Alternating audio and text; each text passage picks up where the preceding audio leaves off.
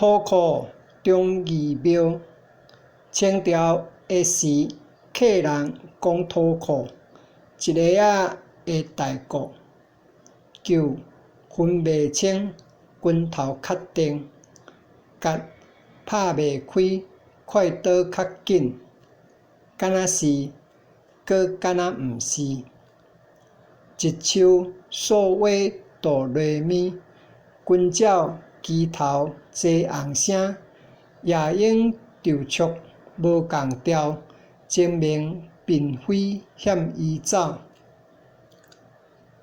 闽客强饮下淡溪水，凡是开垦的水源，也是语言的隔阂，也有利害的冲突。老伙唯一的解决，敢若是，搁敢若毋是。部分实务诉讼刑，旧庄土库人，也使骨肉亲，落土是兄弟，平息闽客斗。